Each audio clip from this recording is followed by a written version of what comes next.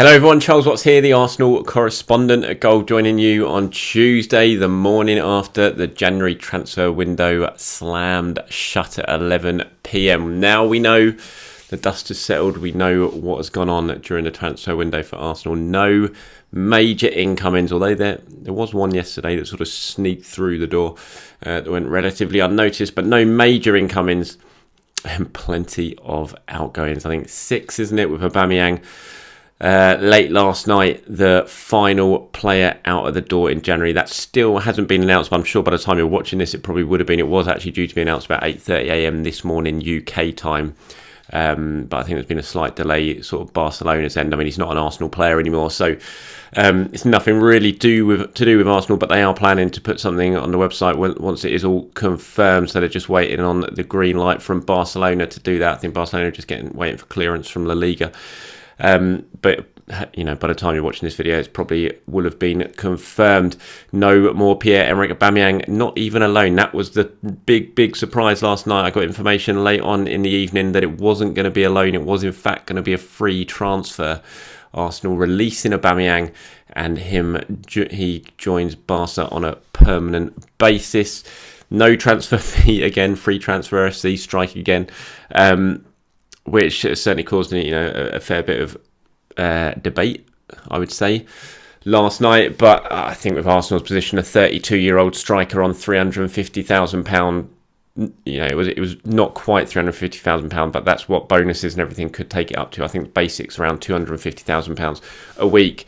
32-year-old striker, they're just going to really struggle to get any sort of transfer fee at the moment for him, because clubs just aren't going to be able to afford to pay that and take his wages on. So they've agreed to let him go. In the sort of grand scheme of things, they'll end up saving around £20 million in wages on Aubameyang, which is not bad. It's not a transfer fee, obviously, but it's a big saving, money that can be spent elsewhere now. And it gets what was a difficult situation. It puts what was a difficult situation to bed, and everyone can move on now. It's a weird one, isn't it? But ultimately, Arsenal are going to live and die by their results now. They've left themselves with 2 strikers between now and the end of the season, Eddie Nketiah and Alexander Lacazette, who I think have scored 3 goals in the Premier League between them this season. Eddie's not scored any of them. And so what happens between now and the end of the season is gonna ultimately be how Edu and Arsenal and Arteta are judged. This is a decision they didn't have to take when it became clear they weren't going to sign a replacement. They could have decided, this is down to Arteta. He could have decided to sort of patch things up with Aubameyang at least till the end of the season, reintegrate him back into the squad, and then get him, just at least have that other option. But Arteta stood his ground. He decided, things had gone too far. He wasn't going to do that, and he sanctioned the club to move Aubameyang on.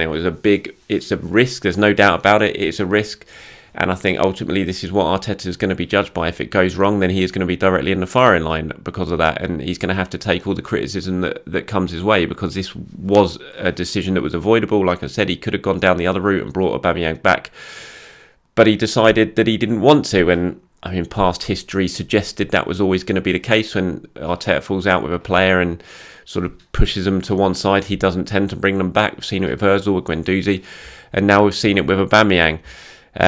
The difference in this one is that Arsenal really got no cover for Aubameyang, and the fact that they didn't go out and sign a replacement, I don't think that really falls on Arteta's watch. I think, like I said, Arteta deserves all the criticism if or Lacazette and Nketiah don't go on and score the goals, because he's the one who decided to move Aubameyang on. But ultimately, Arsenal could have brought in a replacement and given him to Arteta this window. They didn't do that. Edu didn't get a deal done. They decided to wait. They didn't, push the boat out and try and sign someone they didn't want. They're going to wait until the summer. And ultimately, Edu's going to be judged on that. So I think you've got the two of them. You sort of separate it a little bit. Arteta's going to be judged on the footballing decision to not bring Aubameyang back. I think Edu's going to be judged on the decision not to find a replacement, or being unable to find a replacement, even a short-term one, to get Arsenal through until the end of the season. And, it's going to be really, really interesting now to see how Arsenal cope just with Lacazette and Nketiah. They've only got 17 games. They're out of the cup competitions. We know that. So they're not going to be is football not going to be coming left, right and centre for him at the moment. So maybe the squad will be able to cope. I think what's going to be absolutely vital, and I've said this before, is that everyone else sort of chips in. We're going to have to see Arsenal play like they did in that just run towards the end of December when Saka was scoring, Martinelli was scoring, Odegaard was scoring, Smith Rowe was scoring. Those players are going to have to really step up now and chip in, because I think their record suggests that Eddie and Laka, they're not going to be prolific, are they? They might chip in with the odd goal or two. And I think Laka certainly will, provide the link-up play that we know he's very, very good at. But I think the other forwards, the attackers, the wide players, they're the ones who are going to have to really step up, make sure Arsenal get the goals that they need to keep themselves in the hunt for the top four, because they've given themselves a really good chance at the top four. But now, this gamble, and it is a gamble, the way that they've used this January transfer window, is going to be, it could cost them dear if others don't step up now and get the job done. It's not just been about Aubameyang. We know that other players have moved on. I think most of them, it doesn't really matter. I mean, they bolstered the squad. Murray was there, Chambers, not so much Balogun. Kolasinac wasn't really going to play, but I think the big one was Maitland-Niles, wasn't it? We've spoken about him plenty of times. He was let go in the start of January. That seemed an odd decision at the time. Seems an even more ridiculous one now, really. He should have stayed until the end of January, then let him go. No matter what Roma did, Arsenal, I don't really felt that they should have let Roma strong on them into getting that deal done early in the month. They could have waited and then let him go once Partey and Xhaka back. I think that cost Arsenal results-wise in January when they really struggled without a midfield. I think Maitland-Niles would have started the last 4 games. I've said that. So I think that one and the Aubameyang one, they're the two really main ones in this window. I think the other ones, Chambers, you could say, he's a utility man. He can play in a few positions, but when you look at the minutes that him, and everyone else who was let go in January had clocked up over the first half of the season, they didn't play much. So I think it's just really down to the Aubameyang one and the Ainsley Maitland-Niles one. I think what this window does show as well, that Arsenal, they're absolutely sort of prioritising the long term. They've freed up an awful lot of wage space on the wage bill now. I think Aubameyang's gone, by far the biggest earner at the club. Lacazette will be leaving in the summer, the second highest earner in the club. Other big players have gone. Kolasinac was getting good wages in recent years as well. Ozil, everyone else, those sort of players have gone. Mustafi.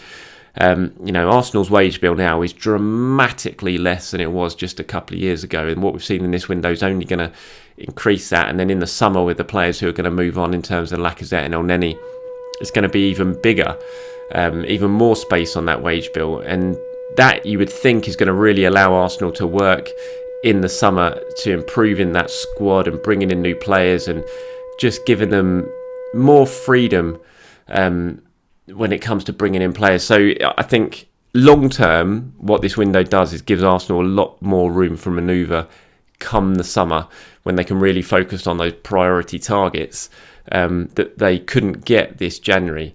That, you've got to say, it's kind of shaping up, for me, it's shaping up now to be a big summer for Arsenal. It kind of has to be, for the work they've done this January, the wages they've saved, for failing to bring players in. It all points to them going big in the summer, really going out for their priority targets that they felt they couldn't get this January. And so it points to it being a very good summer, but what that does is just leave this 4 or 5 months now where they're going to have to get by with what they've got, and what they've got isn't that much. The squad is very, very thin. I think it's 18 senior players now they've got on their books. That's just nothing. And, a couple of injuries, and it's going to be academy boys on the bench quite regularly, you have to say. And, that is a big risk when you're going for the top 4. You look elsewhere, Tottenham have brought in a couple of players. I don't think they necessarily are still not worried too much about Tottenham, but Tottenham, what they do have is Harry Kane and Son Heung-min. They're going to score plenty of goals because they've got 2 genuinely world-class forwards up there, and forwards win your matches. And Arsenal just don't really have that. They just don't have a goal threat. And, that's what this transfer window has done. In Aubameyang, although he definitely struggled, he had struggled, he felt like a goal threat. And probably Arsenal's their best chance of scoring goals if he was around. But as I've said before as well, with Lacazette up front, Arsenal tend to play better. So 4 years to the day since Auba joined. It's a sad way for him to go. 92 goals he scored for Arsenal. He provided some great memories. He won the FA Cup basically on his own, didn't he? Those 2 goals in the semi-final, 2 goals in the final. I'll never forget his hat-trick in the Mestalla in the Europa League semi-final at Valencia. Still one of my favourite ever Arsenal away games that I've been to, and just what was an amazing atmosphere, an amazing stadium, and Arsenal performing like that, winning 4-2, Aubameyang scoring the hat-trick. It's just such a special night.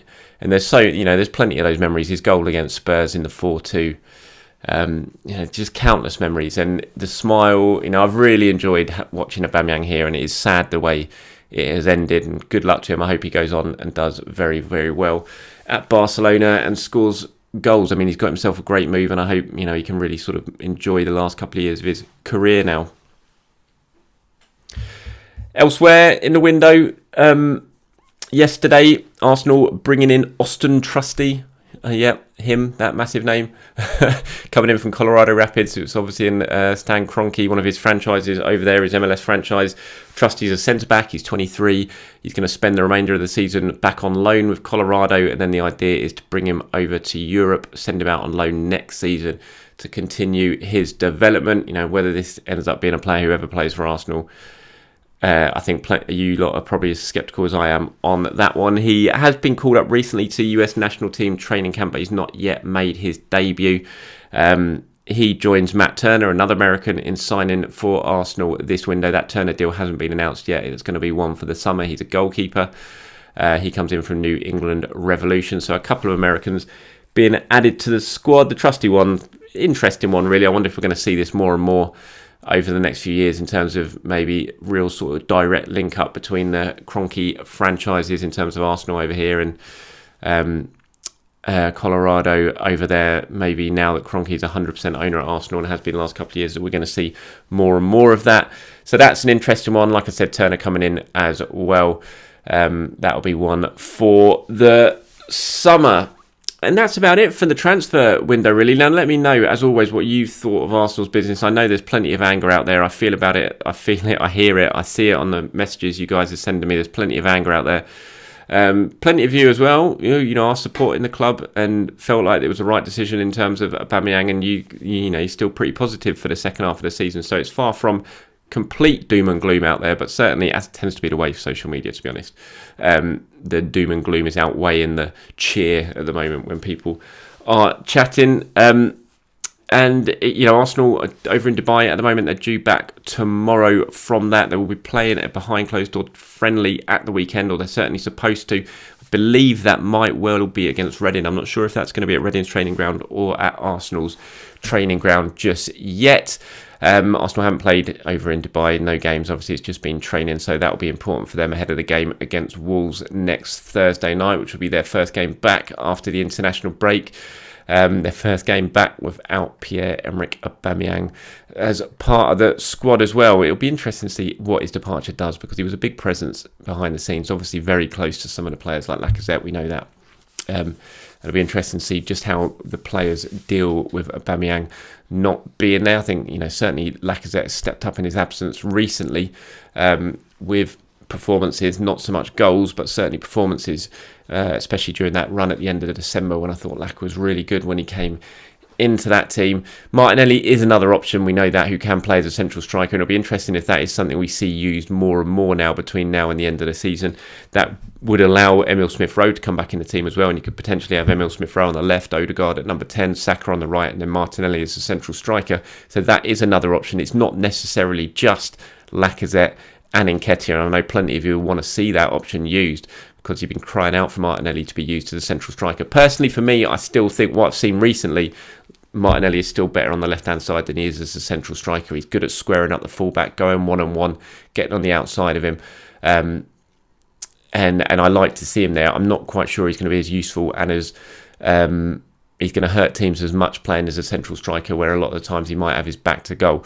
But he is another option, so it's not just Nketiah and Lacazette. And of course you have Nicolas Pepe as well. He's arguably probably Arsenal's best finisher now, the best finisher left at the club. He's back after the African Cup of Nations. He's with the team in Dubai at the moment. You feel like he's going to have a big say in the end of the season, or he needs to anyway. He needs to step up between now and the end of the season when he gets his opportunities, take them, and he can be another very key goal threat for Arsenal. Of course, he was Arsenal's top goal scorer last season, and showcased his finishing ability plenty of occasions since he's been at the club. All right, everyone, thank you very much for watching. Appreciate your time as always. Thanks for all your support during this channel, during the transfer window. Sorry I couldn't bring you more news in terms of incomings, but that's just the way it's been this month. Arsenal choosing not to be busy, but I think what that does suggest is that the summer could be quite an exciting one at the club. Anyway, have a great day, everyone. Speak to you soon.